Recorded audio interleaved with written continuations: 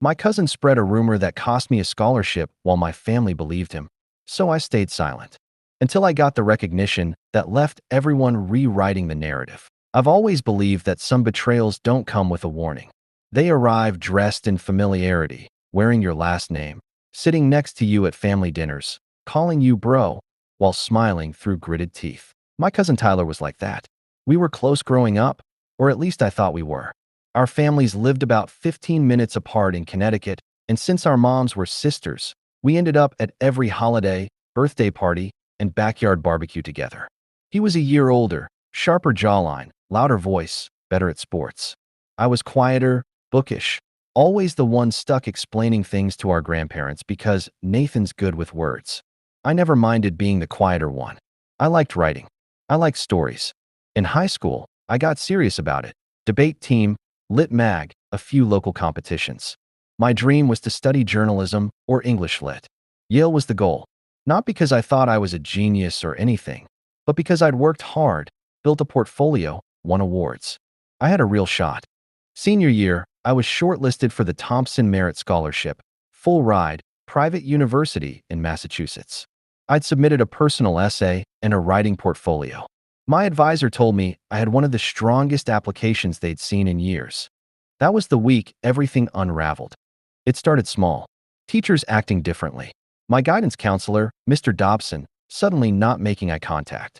My lit teacher, Ms. Gaines, asking, "Are you okay?" in that voice people use when they think something's wrong but don't want to say it outright. I thought maybe I'd missed a deadline, or my references hadn't come through. Then I got called into the office. The scholarship board had contacted the school. Someone had sent them evidence that my personal essay, the same one I'd poured weeks into, about growing up biracial and using writing as a way to process identity, had been heavily plagiarized. My brain couldn't even process the words at first. Plagiarized? From where? They showed me screenshots of an old blog post from years ago. Something similar in tone, sure, but not mine. I'd never even seen it before. And even then, the similarities were surface level. They said the phrasing was too close to be coincidence. My application was suspended pending investigation. Just like that. I left the office numb. I didn't go to class. I went home and locked my bedroom door, rereading every line of my essay, trying to figure out how it had gone so wrong. I'd written it from scratch. I had the drafts, the timestamps, the Google Doc history. I could prove it was mine. But the accusation itself had already done the damage. The scholarship committee eventually dropped the review for lack of conclusive evidence, but the opportunity was gone. They said they were moving forward with other finalists. No apology, no explanation, just a quiet disqualification.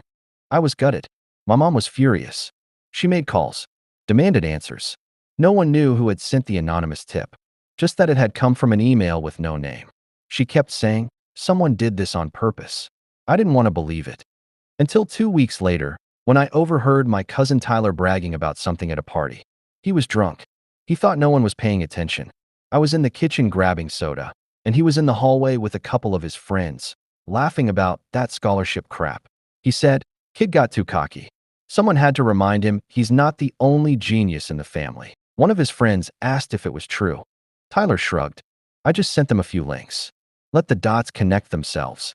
That moment changed everything. I didn't say a word. I didn't confront him. I didn't tell my parents. I just stared at him through the wall like I was seeing him for the first time. I should have been furious. And yeah, part of me was. But mostly, I felt hollow. Because this wasn't a stranger. This was someone who'd shared my birthday cake. Someone I'd helped study for finals. Someone I thought had my back. And he torched my biggest shot out of pure spite. I went home that night and didn't sleep. I sat on my bed scrolling through emails, looking at rejection letters, staring at the Thompson email like it might change if I refreshed it hard enough. But somewhere between 2 and 3 a.m., something in me shifted. I thought, okay, this is who they think I am. But I know who I actually am. And I got to work. I applied to every backup I had. Wrote new essays. Wrote better essays. One night, I stayed up until dawn rewriting my portfolio from scratch just to prove, to myself, mostly, that I could. I ended up getting into Northwestern on a partial scholarship. Moved to Chicago. New city. No family drama. No whispers. And slowly, I built a life. I joined the campus paper. Interned at a local news outlet. Wrote think pieces that got shared online. Started a blog that took off after one of my essays about cultural identity went semi-viral. By junior year, I was freelancing for 3 major sites. Senior year, I published a long-form essay that got nominated for a collegiate award. And that's when it happened. That's when people started paying attention again, including my family. I hadn't been home in almost 2 years when I got the email from the Collegiate Writers Guild. They were nominating me for their Emerging Voice Award. It wasn't Pulitzer level, but it was national and the kind of recognition that came with interviews, press, and, most critically, credibility. The essay they'd chosen was one I'd written for a digital mag about imposter syndrome and what it's like to be accused of faking a story that was your actual life. It was raw, maybe a little too personal, but apparently it hit. The announcement went up on the Guild site and their Twitter the next morning. My inbox started pinging like crazy. My phone buzzed nonstop. Professors, friends, even editors I'd submitted to and been rejected by were suddenly responding to my work like I was someone worth noticing. And then came the text from my mom. Your cousin just asked if this award thing is real. LOL. Proud of you. I didn't respond right away. I stared at it for a while, wondering how Tyler found out. I'd blocked most of the family from my social pages, but the Guild had tagged my school. The dots weren't hard to connect. That night, I got another message. This time from Tyler himself. Hey man, been a while. Saw your name online. Crazy stuff. Congrats. Didn't know you were still doing all that writing. I remember just staring at the message like it was poison. I hadn't talked to him since the night I overheard him bragging. He never apologized. Never hinted that he knew what he'd done. Just swept it under the rug like nothing ever happened.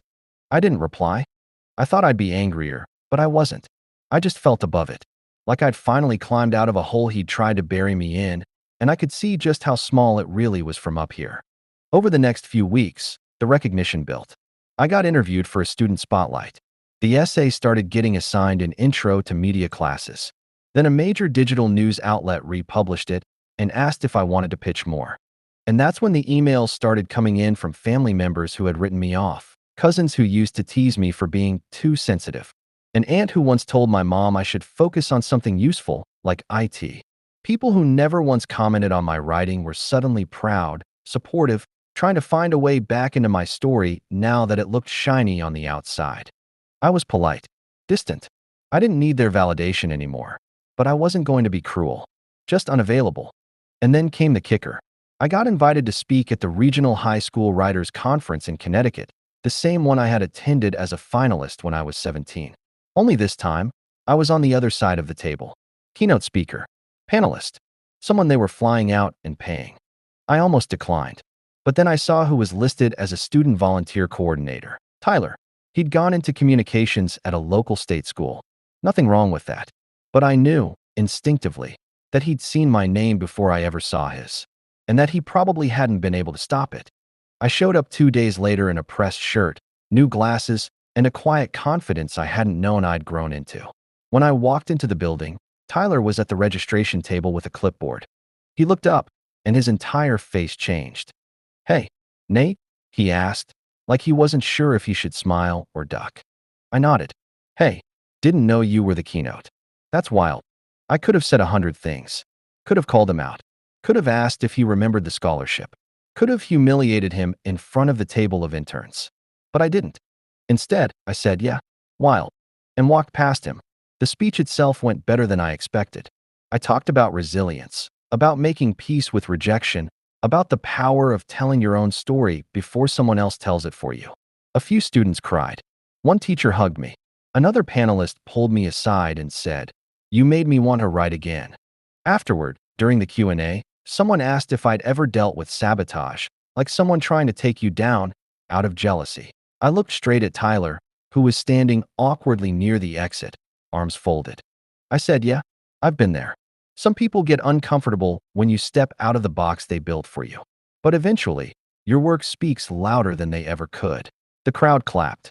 A few people glanced toward the exit. Tyler had slipped out. Later that night, I got one final message from him. I'm sorry, man. I was an idiot back then. I thought it was harmless, but I see now that it wasn't. You deserve that scholarship. You deserve all of this.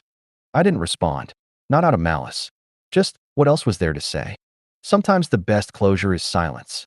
The weirdest part wasn't that Tyler messaged me. It was that I didn't feel anything when I read it. 2 years earlier, I would have spiraled. I would have replayed the scholarship, the humiliation, the moment he threw away our entire relationship for a cheap ego boost. But when I read his message, I was an idiot, and you deserve all of this. It felt like watching someone apologize to a version of me that didn't exist anymore. I didn't answer. I wasn't angry. I was just beyond it. The next few weeks were a blur. After the writers' conference, my essay got picked up by an independent editor at a mid-sized publishing house. They were putting together an anthology on modern American voices, and they wanted to include me. I said yes.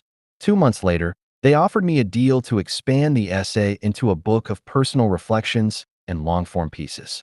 I remember the call vividly. My editor said, "You have something people connect to. Quiet rage, poise, honesty. We want to help you sharpen it." For the first time in my life, I felt like I didn't have to prove I belonged in the room. I just did. News of the deal spread slowly, then quickly. I kept things private at first, but word got out once the publishing house posted the lineup. A literary blog listed me under Voices to Watch. My college paper ran a short feature. The local news station in my hometown reached out. I declined the interview, but the ripple effects hit home. Literally, my mom called one afternoon and said, "You're not going to believe this. Your Aunt Marcy is suddenly acting like your biggest fan. She told the entire family chat that she always knew you were gifted." I laughed out loud. This was the same woman who once asked me at Thanksgiving if I'd finally found a job that didn't involve daydreaming. And now she was quoting lines from my essays. Even my uncle, the same one who used to ruffle my hair and say, "Maybe journalism can be a side hustle," sent me a Facebook friend request. I let it sit. Tyler stayed quiet until the week the book cover dropped. My publisher designed something minimal, matte gray, a streak of bold color, my name in small font, the title in bigger one, False Starts. The day it went live, I posted it to Twitter with a single sentence. "This one's for the late bloomers." It blew up. Within hours, I had DMs from podcast hosts, newsletters, old classmates, people I hadn't spoken to since high school suddenly reappearing in my orbit, telling me how inspiring it all was.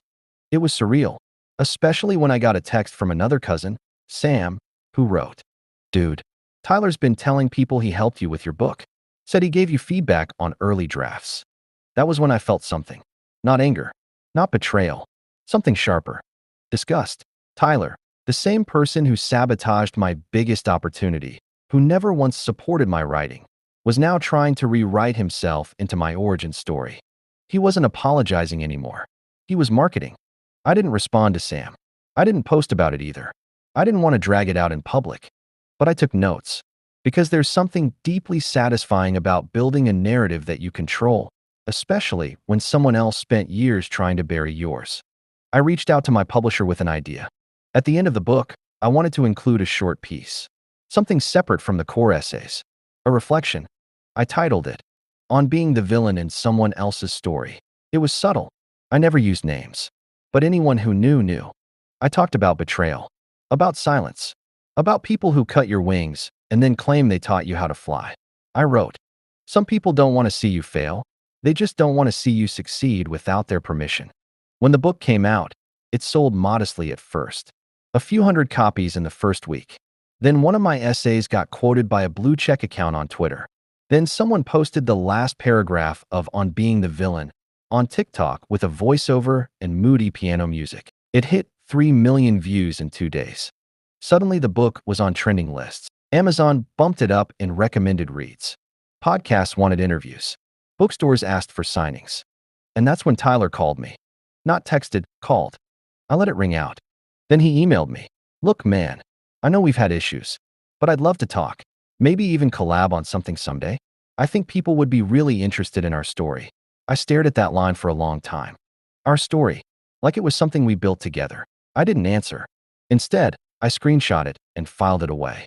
Not for blackmail, not for revenge, just to remember. Because that's what writers do. We remember. We catalog the wounds, and we don't forget who opened them. A few weeks after the book release, I got an unexpected email from one of the English teachers at my old high school. Subject line, "Is this really you?" She'd seen an excerpt from False Starts posted on a student's Instagram story and picked up the book herself. She taught 11th grade creative writing and had apparently started assigning my essays as reading material in class. You always did have a sharp tongue and a quiet heart, she wrote. Glad the world caught up. I sat with that email for a while, because Ms. Dietrich had been the first adult who ever pulled me aside after class and said, "You should send that to a contest." It was her suggestion that got me to apply for the scholarship in the first place, the same one Tyler ruined. I replied, thanked her, told her I still remembered how she'd circled my margins in green pen and never sugar-coated her critiques. She wrote back within an hour and invited me to come speak to her students. At first, I wasn't sure. I hadn't stepped foot in that school since graduation. I'd spent years distancing myself from that building and everything it represented. But something in me itched at the idea of returning, not with bitterness, not with a chip on my shoulder, but with purpose. So I said yes. She scheduled it for the last Friday of October. When I pulled into the lot that morning, I noticed how much smaller everything looked. The trees were shorter than I remembered. The lockers weren't as wide. The air didn't feel heavy with fear the way it used to. It was like coming back to a haunted house during the day, still full of ghosts, but no longer threatening. Ms. Dietrich met me at the front office and hugged me like I'd just come back from war. Her hair had gone gray, but her tone hadn't softened a bit. "You made it," she said. "Proud of you, kid." We walked through the halls together, and I caught glimpses of old teachers through classroom doors, some of whom did double takes when they saw me. The students didn't know who I was, just another visitor. Until we walked into the media room where they'd set up folding chairs, a podium, and a little projector screen with my book cover on it. The room filled up quickly, students, a few teachers, even a couple of local press people. Ms. Dietrich introduced me with a short but heartfelt speech. Then it was my turn. I spoke for about 20 minutes, told them about starting small, about rejection, about imposter syndrome and the pressure to be impressive before you even understand who you are. I read an excerpt from my book, one about silence and betrayal, and then I took questions. That's when a girl raised her hand and asked, "Was there ever a time someone tried to take something from you and almost succeeded?" I didn't even hesitate. "Yes," I said. "There was." I didn't name him. Didn't need to. I told them about the scholarship I almost got, the essay I submitted, the way it disappeared, and how I found out someone I trusted was behind it. I didn't get to defend myself, I said. But eventually, the work did it for me. Afterward, a few students came up to talk. One handed me a folded-up poem. Another asked for advice on her college essays. And then, when I stepped into the hallway to grab water, I saw him. Tyler. He wasn't supposed to be there. He wasn't a student anymore. He wasn't staff. But he stood at the end of the hallway like someone caught in a flashback. We locked eyes. He didn't move, just nodded once. I nodded back. Neither of us said a word. Later, I found out he'd started working with a nearby after-school media program, helping with tech. Ms. Dietrich said he showed up occasionally to assist with workshops. That day just happened to line up. She didn't know our history. Or maybe she did. But she never said a word about it. The next week, someone tagged me on Twitter in a thread about false starts being taught in high schools. It had gone mini-viral. Students were posting quotes, screenshots, even video clips of classroom discussions. One clip in particular caught my eye. It was from a school Tyler used to intern at. The teacher had assigned the villain in someone else's story chapter. The video showed a group of students arguing over whether people can really change or whether some actions just brand you forever. The top comment under the tweet? "Sounds like someone's cousin has a lot of nerve." It had over 50K likes. I clicked the profile. It wasn't someone I knew, just a reader. But it blew the lid off something Tyler had spent years trying to keep buried. By the next morning, the comment section was flooded. People speculated. A few found old posts linking us from high school. Someone even posted the scholarship foundation list from that year. My name missing, his present. The dots connected. Tyler's profile went dark by the end of the day. He deleted his Twitter, locked his Instagram, removed his LinkedIn. I didn't say a thing. Not online. Not privately. Not to anyone who asked. Because sometimes, justice doesn't need volume. It just needs truth, told well enough that the echo does the rest. About 2 weeks after Tyler vanished from social media, I got an email from the Scholarship Foundation, the same one he'd used my essay to win all those years ago. The subject line just said, "We'd like to talk." I froze for a second. My hands hovered above the keyboard. Then I clicked it. They told me they'd seen the viral clips, the classroom videos, even the fan theories. Yes, Apparently, there were Reddit threads trying to decode the whole situation like it was an ARG. But what stood out to them most was the actual writing. The piece that had resurfaced after so many years. The one I'd submitted and assumed had been lost. Apparently, a high school English teacher, Ms. Dietrich, I'm guessing, had forwarded them the book and the chapter where I talked about my scholarship vanishing. They'd done some digging, compared writing styles, traced the file submissions from that year. Long story short, they knew, and they wanted to do something about it. The foundation couldn't retroactively grant me the scholarship, but they wanted to fund a fellowship in my name. A one-time grant for underrepresented writers who'd overcome academic dishonesty or institutional neglect. They were calling it the False Start Fellowship. I didn't know whether to laugh or cry. Instead, I said yes. Not because I needed the validation, but because I knew what it would mean for someone like me back then. Someone who was one lie away from giving up entirely. I didn't tell my family. I didn't post about it. I let the foundation make the announcement on their own time, and I watched the story slowly shift in public spaces, from gossip to narrative to legacy. And Tyler? Well, Tyler was quiet, until I got a letter. A real, printed letter. No return address, but the handwriting was familiar. Slanted. Too tidy to be casual. It was short. Maybe half a page. You win. I didn't think it would get this far. I thought people would forget. You always made me feel smaller without even trying. Maybe that's why I did what I did. Doesn't excuse it. Just thought you should know. I'm sorry. No signature. But I didn't need one. I read it once, then folded it and slid it into a folder I kept of old drafts, rejection letters, and first scribbles from back when I used to write on receipt paper and notebook margins. Not because I wanted to keep a piece of him, but because I wanted to remember the full arc, start to finish. Because there's something strange about watching someone else try to rewrite your story for so long, and then finally realizing they never had the pen to begin with. About 6 months later, I went to speak at a university where I'd once been rejected. They'd changed their tune after the book blew up, and now I was their keynote for the annual arts symposium. I didn't take it as petty revenge. I took it as balance. During the Q&A, a student stood up and said, "How do you forgive someone who never really paid for what they did?" I paused. Then I said, "Sometimes forgiveness isn't about the other person. It's about taking the power back quietly. It's about building a life so solid, their shadow can't touch it anymore." Afterward, someone handed me a program to sign. Inside the back cover, they'd written, "Some people write to escape. Some write to expose. I write to remember who I am." A quote from one of my essays. I signed it, sat in the quiet afterward, realized I wasn't angry anymore, just grateful. That same week, I got an email from a major streaming platform. A screenwriter had read False Starts and wanted to option it for a limited series. Not flashy, not dramatized, just human, quiet power. I said I'd think about it, but I knew the answer. Because stories matter. Not just the ones that go viral. Not just the ones with perfect endings, but the ones that get twisted, buried, erased, and then come back stronger. I used to think revenge meant tearing someone down. But now I see it differently. Revenge is building something they can't touch. It's being so unapologetically, breathtakingly yourself that the lies collapse under their own weight. I didn't expose Tyler with a speech. I didn't drag him online. I didn't send him a public takedown letter. I wrote. I outlived the narrative he tried to give me. And in doing so, I gave that power to 100 other people who'd been burned by someone they trusted. The truth doesn't need to scream. It just needs to last. And sometimes, the best plot twist isn't rage. It's legacy.